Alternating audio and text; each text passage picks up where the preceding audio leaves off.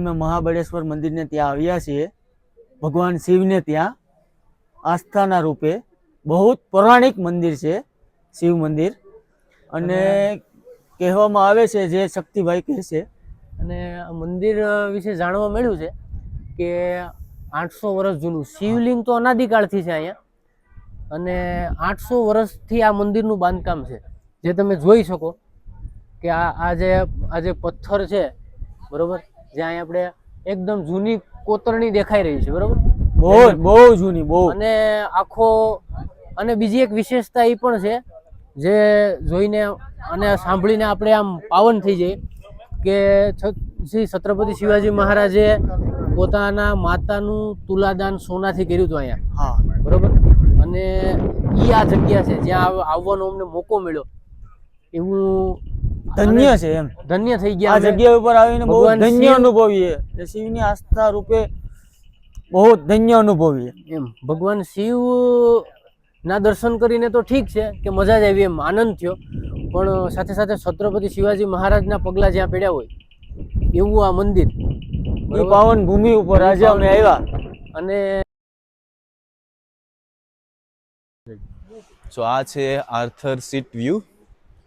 અહીંયા sir Arthur બેસી અને બુક લખતા થાય કંઈક વાતો છે, પણ અહીંયા ખરેખર તમે પણ આવી અને બેસો તો બુક લખવાનું મન થઈ જાય એવો આર્થર સીટ વ્યૂ છે, બહુ સરસ છે।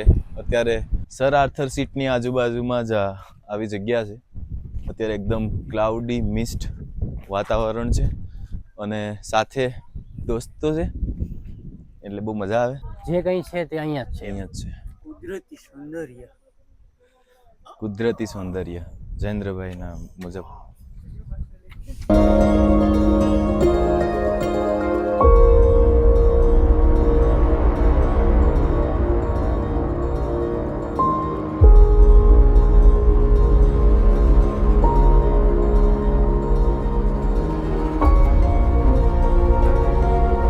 આવ્યા છે ધબાધબ ધોધ છે, ધબાધબ ધોધ છે।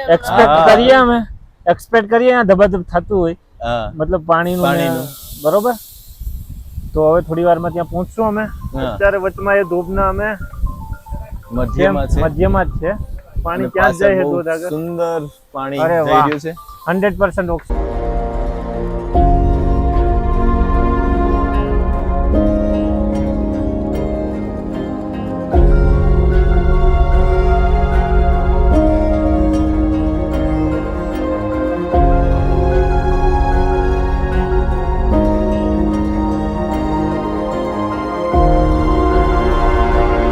પ્રતાપગઢ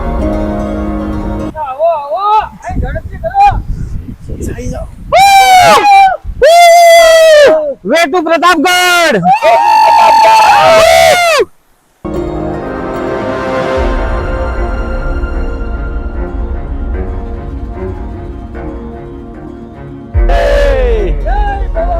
જય ભવાની, જય શિવાજી।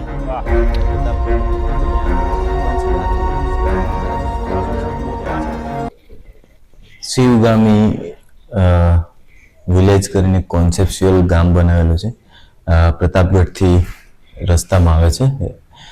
અહીં શિવાજીના વખતે કેવી રીતે ગામ દેખાતું હતું અને તે સમયમાં કેવી રીતે વ્યવસ્થા હતી એના સરસ મજાના કોન્સેપ્ચ્યુઅલી સ્ટેચ્યુ બનાવ્યા છે, અને એમાં એનું પ્રદર્શન કરેલું છે। સારો એફર્ટ મૂકેલો છે। અહીં તમે એની સાથે ફોટા પાડી શકો, એ સમયના લોકો કેવા દેખાતા હતા, એ સમયનું વ્યવસ્થા કેવી રીતે, હથિયાર કેમ બનતા હતા, ખેતી કેવી રીતે થતી હતી, બધા વર્ગના લોકો કેવી રીતે રહેતા હતા, એનું સરસ મજાનું આખું ગામ બનાવેલું છે। અને બહુ નાનેલું છે પણ એકદમ મસ્ત રીતે જે બારીકાઈથી ડિઝાઇન કે બારીકાઈથી અભ્યાસ કરીને મૂકેલું છે આ જગ્યા। એટલે તમે પ્રતાપગઢ આવો તો જરૂર આ ગામની મુલાકાત લેજો, બહુ સારી જગ્યા છે। आशाएं, दिल में है अरमान यही, कुछ कर जाए, सूरज सा तेज नहीं मुझ में, दीपक सा जलता देखोगे, वाह बिरादर वाह, सूरज सा तेज नहीं मुझ में दीपक सा जलता देखोगे વાહ अपनी हद रोशन करने से तुम कब तक मुझको रोको